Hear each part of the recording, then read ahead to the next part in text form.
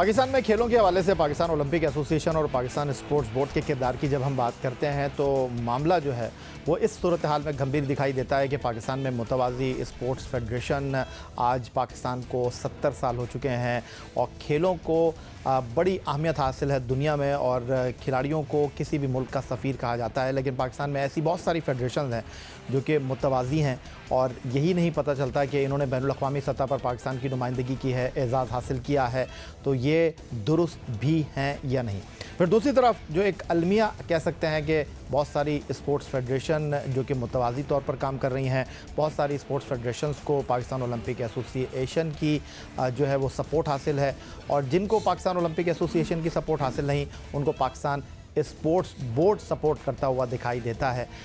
जिन federation के साथ Pakistan Olympic association और पाकिस्तान स्पोर्ट्स बोर्ड साथ खड़ा हुआ है उन फेडरेशंस के अंदर आपको मुतवाज़ी फेडरेशंस दिखाई नहीं देंगी। अलमिया ये है कि कुछ दिन पहले पाकिस्तान का कौमी खेल हॉकी वो भी इस लपेट में आ चुका है और पाकिस्तान हॉकी फेडरेशन की भी 2 मुतवाज़ी फेडरेशंस अब सामने आ गई हैं। तो हुकूमत वक्त को पाकिस्तान में खेलों के हवाले से शदीद तवज्जो देने की ज़रूरत है और आज इस हवाले से हम अपने इस प्रोग्राम में गुफ्तगू करेंगे और स्टूडियो में हमें ज्वाइन कर रहे हैं पाकिस्तान सॉफ्ट बॉल फेडरेशन के सदर आसिफ अजीम साहब जो पाकिस्तान ओलंपिक एसोसिएशन के तर्जुमान भी हैं और उनके साथ मौजूद हैं secretary general Pakistan body building association Tariq Zafar साहब जो कि सिंध के सदर भी हैं। तो गुफ्तगू की शुरुआत आसिफ अजीम आपसे मैं करना चाहूँगा,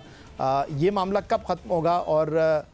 आपको क्या लगता है, जिस तरह मैंने अपनी गुफ्तगू की शुरुआत में कहा कि जिन फेडरेशन को पाकिस्तान ओलंपिक एसोसिएशन सपोर्ट करता है उनको स्पोर्ट्स बोर्ड नहीं करता, जिनको स्पोर्ट्स बोर्ड करता है उनको ओलंपिक एसोसिएशन नहीं करता और ये मुतवाज़ी फेडरेशंस का एक बड़ा अलमिया है।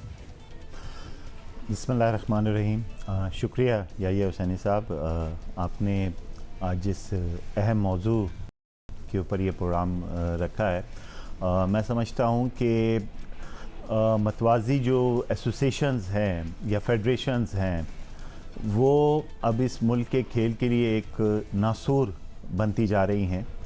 और इससे जो सबसे बड़ा नुकसान होता है वो हमारे खिलाड़ियों का होता है। उसके साथ साथ जो मेरा इंटरनेशनल एक्सपीरियंस है, चाहे इंटरनेशनल बॉडीज़ हों या एशिया के लेवल पे हों, सबसे ज़्यादा इस मुल्क की जगहसाई होती है और पाकिस्तान का नाम ख़राब होता है। या तो हमारी स्पोर्ट्स की स्टैंडिंग इतनी अच्छी हो, इतनी तगड़ी हो कि हम दुनिया खेल के अंदर इस चीज़ को साबित कर सकें कि जी हमें कोई सच फेडरेशंस में हमें कोई प्रॉब्लम नहीं है, अगर छोटे मोटे हैं तो उसको आगे पीछे किया जा सकता है। लेकिन क्योंकि स्पोर्ट्स में अगर आप रैंकिंग देखते हैं तो कोई खेल ऐसा नहीं है कि जहां हम बहुत टॉप लेवल के ऊपर हों और अगर खेलों का जो ज़िम्मेदार है खिलाड़ियों को तैयार करने का, खिलाड़ियों को इंटरनेशनल इवेंट्स के अंदर भेजने का, उनकी ट्रेनिंग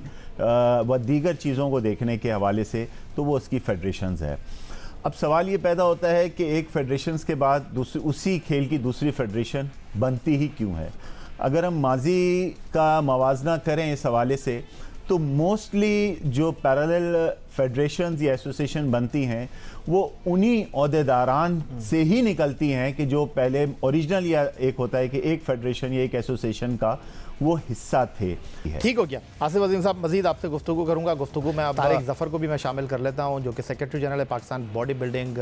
फेडरेशन के और जिस खेल को सबसे ज़्यादा मुतवाज़ी फेडरेशन ने नुकसान पहुँचाया है ये वो खेल है जिसके सेक्रेटरी जनरल हैं तारिक ज़फ़र और आज तक ये दर्द महसूस कर रहे हैं। तो तारिक ज़फ़र साहब, अब मामला हल हो गए या अभी आप मुतवाज़ी फेडरेशन के जो हैं वो दर्द को सह रहे हैं? शैतानिर्रजीम बिस्मिल्लाहिर्रहमानिर्रहीम। बहुत बहुत शुक्रिया भाई, आपके चैनल का बहुत शुक्रिया। अमूमन आप हमें टाइम देते हैं, ख़ास तौर से बॉडी बिल्डिंग को, स्पोर्ट्स को।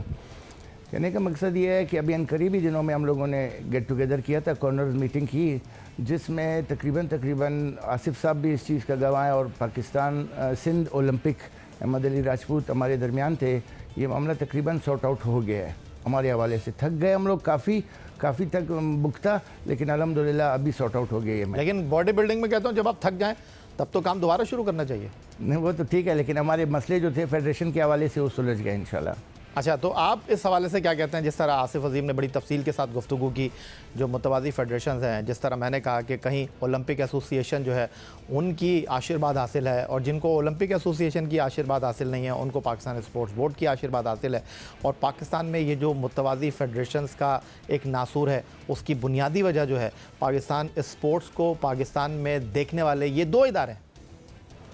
ठीक है यार भाई, सबसे पहले तो मैं आसिफ साहब ने जो बातें की इसकी मैं तायद करता हूँ कि बहुत ज़बरदस्त अच्छी तरीके से इन लोगों ने एक्सप्लेन किया। मैं ये चाहता हूँ कि अगर फ़र्ज़ करें हमारा मुल्क अल्हम्दुलिल्लाह स्पोर्ट्स में बिल्कुल बहुत ही ज़्यादा टैलेंट है हमारे मुल्क में, और बदकिस्मती से इस मामले के शिकार हैं हम लोग। मैं ये चाहता हूँ कि पाकिस्तान दुनिया में हर गेम में, आसिफ साहब भी इस चीज़ का गवाह होंगे कि हर गेम में हम चैम्पियन बन सकते हैं, वर्ल्ड चैम्पियन बन सकते हैं, बसूरत है कि under umbrella of Pakistan Olympic sports board,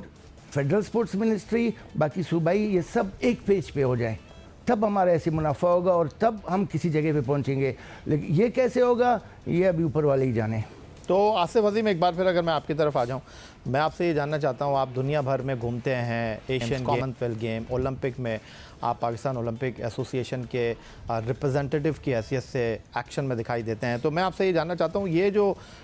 मुतवाज़ी federation का दर्द है, मसला है, ये सिर्फ पाकिस्तान की सतह तक है या बाकी मुल्कों में भी ये मामलात हैं? यही भाई, जितना मैंने ऑब्ज़र्व किया है,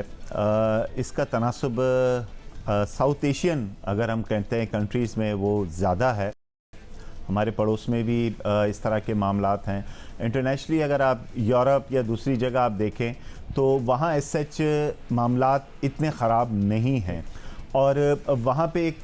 पूरा पैरामीटर एक चीज़ बनी हुई है कि वहाँ की नेशनल ओलंपिक कमेटी की क्या ज़िम्मेदारियाँ हैं, और वहाँ का जो स्पोर्ट्स गवर्नमेंट जिसको हेड करती है, मिनिस्टर है या उसकी मिनिस्ट्री के अंडर जो अम्ब्रेला काम हो रहा है, उसका क्या काम है। तो जब आप एक लाइन ड्रॉ कर देते हैं कि जी ये मेरा काम है, तो उसके बाद फिर मसाइल एज सच इतना सर नहीं उठाते। अनफॉर्चुनेट बदकिस्मती हमारे यहाँ यही रही है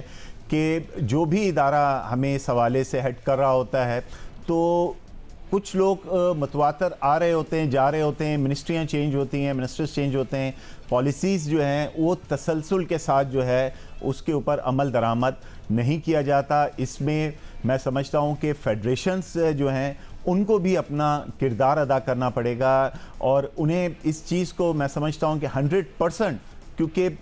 मैंने जैसे भी आपने जिक्र किया, इंटरनेशनल लेवल्स पे जो सबसे ज़्यादा सफ़र हो रहा है वो हमारा खिलाड़ी हो रहा है। अभी आपने हॉकी की बात की, मैं इंटरनेशनल इवेंट्स में जब भी पाकिस्तान हॉकी टीम के साथ रहा तो मैंने अपने प्लेयर्स को, ये बड़ी बदकिस्मती की बात है लेकिन ये तल्ख हकीकत है कि अपने प्लेयर्स को बजाय कि वो अपने गेम पर फोकस करें, उन बेचारों को अपनी डेली का मसाइल होते थे, वो अपनी नौकरियों का बेचारा रोना रो रहे होते थे, और उनको ये नहीं पता होता था कि वापस जाके उनको इस इवेंट के पैसे मिलेंगे भी या नहीं। अच्छा, आपने वसाइल की बात की, तो तारिक ज़फ़र, जिस खेल के साथ आप वाबस्ता हैं, बॉडी बिल्डिंग, ये तो बग़ैर पैसे के मामला चल ही नहीं सकता। आप बैनुल-अक़वामी इवेंट में जाना तो दूर की बात है, एक बॉडी बिल्डर के ऊपर ठीक ठाक सरमाया लगता है अगर उसने अपने आप को तैयार करना है डोमेस्टिक इवेंट के लिए, बैनुल-अक़वामी इवेंट के लिए। सबसे पहले तो मैं आपसे ये जानना चाहूँगा कि स्पोर्ट्स बोर्ड से पाकिस्तान बॉडी बिल्डिंग फेडरेशन को क्या मराहत मिलती हैं, ओलंपिक एसोसिएशन आपके साथ क्या ताउन करता है? फिर से आया भाई वो बात बोलूँगा, आप फिर बोलोगे कि ब्लैक शीप से और सख्त अल्फाज इस्तेमाल कर रहे हो। फिर से मैं कह रहा हूँ कि इससे पहले जो सेक्रेटरी थे, हमसे पहले जो सेक्रेटरी थे, कागज़ों में टीम जाती है, कागज़ों में टीम आती है। पिछले साल हमारी टीम गई Asia, chief secretary doctor Ahmad Ali Rajput साहब ने, हमारा सोहेल राजपूत साहब ने हमारा बहुत मदद किया, और हम लोग सब प्लेयर्स मेडल लाए तकरीबन। और उन लोगों ने कहा कि यार पहली दफ़ा मेडल्स में कागज़ में टीम आ रही है और ओरिजिनल टीम जा रही है, इस दफ़ा कागज़ों में आ रही है, जा रही नहीं है। फिर से मैं कह रहा हूँ, खुदारा under umbrella of Pakistan Olympic sports board, sports मिनिस्ट्रियाँ, ये सब एक चैनल पे हो जाएं। ये मैं कहता हूँ कि पाकिस्तान के स्पोर्ट्स में इतना टैलेंट है और इतना इसमें इंशाल्लाह ज़बरदस्त मामला हो जाएगा, पाकिस्तान अपने पैर पे खड़ा हो जाएगा स्पोर्ट्स के हवाले से। बहुत शुक्रिया आपका। पाकिस्तान बॉडी बिल्डिंग फेडरेशन के सेक्रेटरी जनरल हमारे साथ मौजूद थे तारिक ज़फ़र, और पाकिस्तान सॉफ्टबॉल फेडरेशन के सरबरा आसिफ अजीम, जो कि पाकिस्तान ओलंपिक एसोसिएशन के नुमाइंदे भी हैं, उनके साथ आज के इस प्रोग्राम में हमने की, और हमने इन चीज़ों पर आज तफसील से बात की कि पाकिस्तान में जो खेलों की मुतवाज़ी फेडरेशंस हैं वो क्यों सामने आ रही हैं, और पाकिस्तान ओलंपिक एसोसिएशन और पाकिस्तान स्पोर्ट्स बोर्ड इन मामलात में क्या किरदार अदा कर सकता है?